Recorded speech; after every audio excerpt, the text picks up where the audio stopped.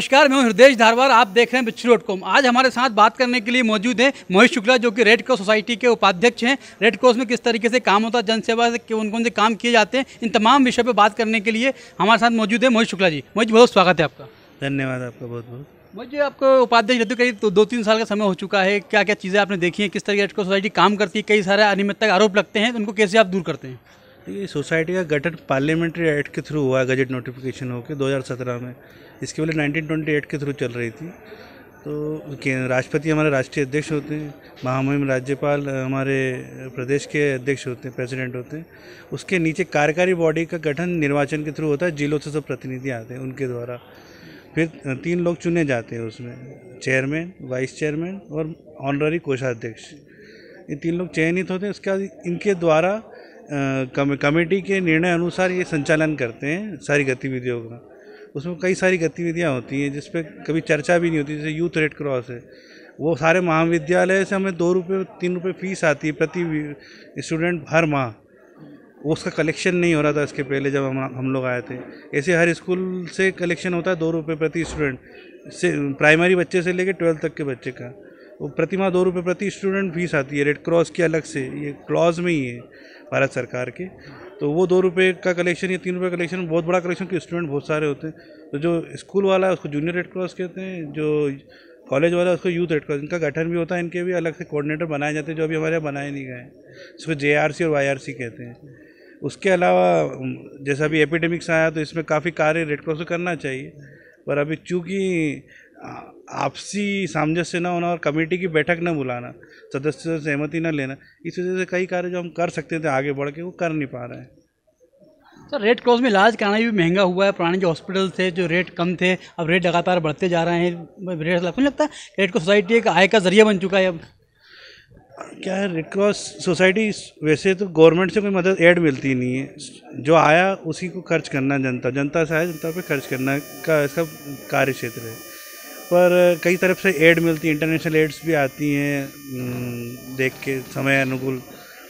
अभी क्या हो रहा है कि फुटफॉल डाउन हुई है रेड क्रॉस की वर्तमान समय में। मान लीजिए पिछली जुलाई के बाद से तो काफ़ी डाउन हुई, तो उससे खर्च तो वही के वही बने हुए, एम्प्लॉयज़ तो उतने ही हैं, अब उनकी सैलरी निकलना। अब फुटफॉल डाउन हुई, इसके पीछे कई कारण है। जब आप घूमोगे तो आपको समझ में आएगा।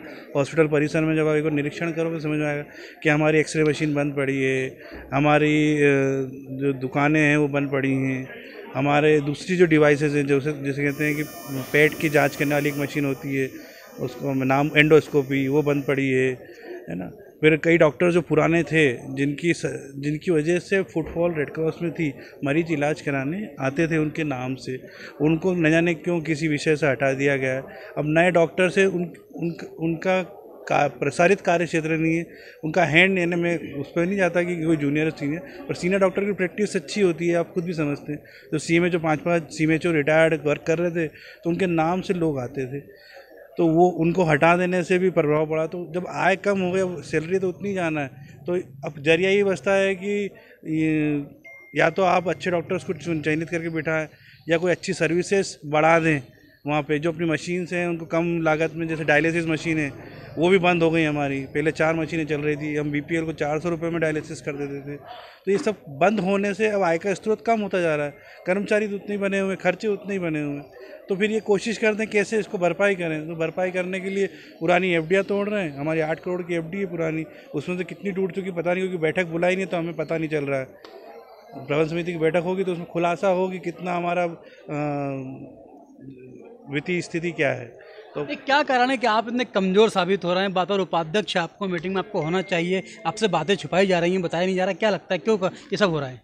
अब इसके पीछे आपको 1 साल पहले की घटना में आना पड़ा। 29 जुलाई को कोर्ट का एक स्टे आया। हम प्रभारी चेयरमैन थे उस पर, वाइस चेयरमैन उन्होंने कहा था हमको प्रभारी वाइस चेयरमैन AGM द्वारा दिया गया था, वार्षिक साधारण सभा के सदस्यों द्वारा हमें प्रभार दिया था कि चूँकि काफ़ी अनियमितताएँ पाई गई हैं चेयरमैन महोदय के द्वारा, तो आप तो देखिए जब तक इसकी जांच रिपोर्ट और सब आएंगी देखेंगे।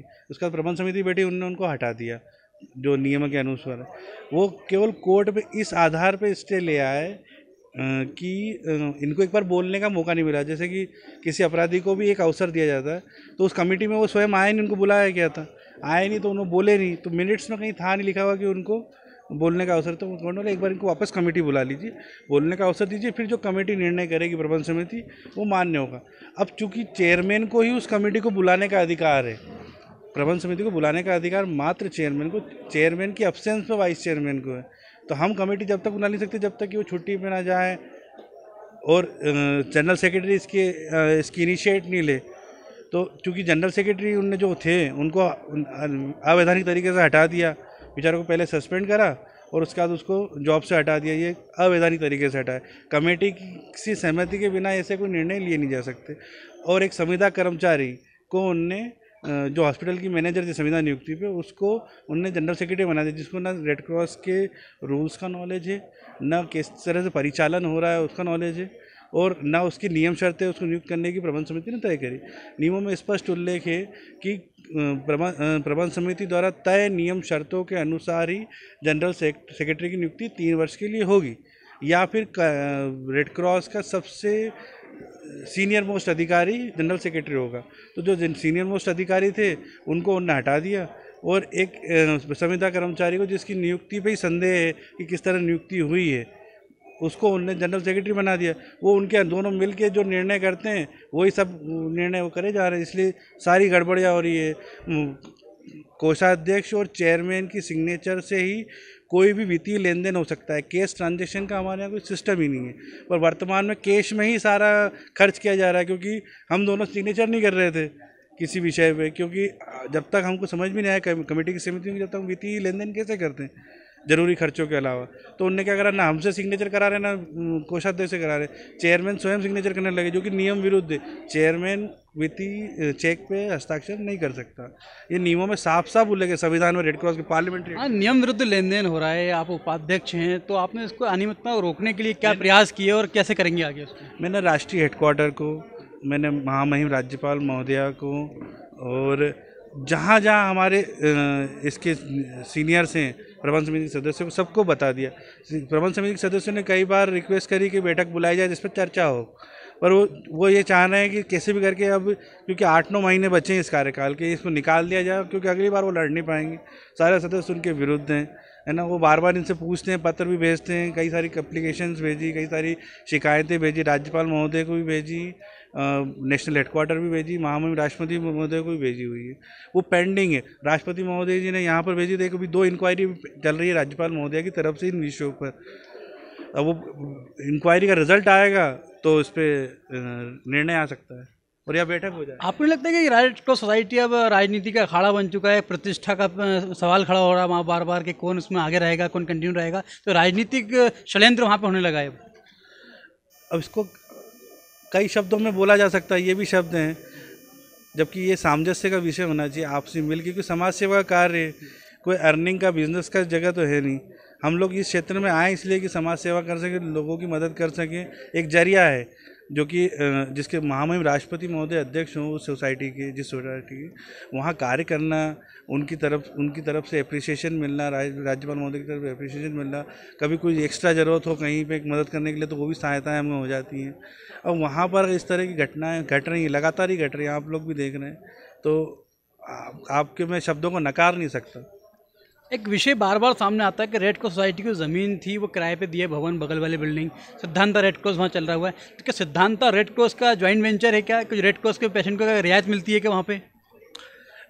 रेड क्रॉस के पेशेंट को अनुबंध अनुसार तो ये था कि उनके जो सीनियर डॉक्टर्स हैं वो रेड क्रॉस के हॉस्पिटल में आके बैठे हैं रोज़ डेली, और रेड क्रॉस के जो पेशेंट जनरल आ रहे हैं जो गरीब रहते हैं उनको देखें, उनका इलाज करें, है ना। कुछ जांचें वो कम खर्च में हो जाएं, जैसे हम डायलिसिस 400 में बीपीएल को दे रहे थे, 50 रुपये में हम ओपीडी चला रहे हैं बीपीएल के लिए, है ना। और भी कई जांचें जो हम कम खर्च में करते हैं, सामान्य तो जहाँ बाहर होती है ज़्यादा खर्च में होती है। पर वर्तमान समय में तो मुझे ऐसा कहीं प्रतीत नहीं हो रहा कि ऐसा कुछ चल रहा है। और रही बात सिद्धांता रेड क्रॉस, बोलते हैं कि सिद्धांता रेड क्रॉस, तो ये अनुबंध कैसे हुआ, किसके समय में, मुझे भी जानकारी नहीं है, मुझे भी उसके दस्तावेज निकाल के अध्ययन करना पड़ेगा कि वो रेड क्रॉस कैसे लगा रहे हैं। सिद्धांत एक निजी हॉस्पिटल है, निजी हॉस्पिटल ने रेड क्रॉस का नाम यूज़ किया हुआ है, लगता है कि गलत तरीके से यूज़ किया जा रहा है। हाँ, प्रबंध समिति ने निर्णय करा होता तो अलग बात थी कि हम किसी अच्छे कॉज के लिए नाम दे रहे हों या उससे कोई लाभ रेड क्रॉस को मिल रहा हो, अब चूँकि प्रबंध समिति में सिद्धांता रेड क्रॉस का विषय कभी डिस्कस ही नहीं हुआ, एजेंडे में ही नहीं लिया गया। ये जब दिया भी गया है तो किसी व्यक्ति विशेष द्वारा दे दिया गया उस बिल्डिंग को। अब किसने दिया है, किसके कार्यकाल में हुआ, ये एक जांच का विषय है। इसके लिए कमेटी बनाने का चर्चा हुई थी वार्षिक साधारण आम सभा में। उस कमेटी का गठन होता, उसके पहले हमारे से प्रभार चला गया चेयरमैन का, तो वो गठन नहीं हो पाया कमेटी का। अब ये जांच का विषय है कि किसके समय में कैसे और किस तरह नाम दिया गया और किस तरह वो बिल्डिंग किराए पे गई, ये सब जांच का विषय है। अब कुल मिलाकर रेड क्रॉस सोसाइटी का जिन सिद्धांतों को लेकर गठन किया गया था, लोगों को सस्ती दर पे इलाज मिल सके, वे इलाज करा सकें, ऐसी भावना के साथ शुरू किया गया था। लेकिन आज राजनीति की भेंट चढ़ता जा रहा है, वहाँ पे लोगों को रियायत दर पे इलाज तो नहीं मिलता। ये पीड़ा थी मोहित शुक्ला की, जो कि रेड क्रॉस सोसाइटी के उपाध्यक्ष हैं। बिच्छू.com के लिए हृदय धारवार, भोपाल।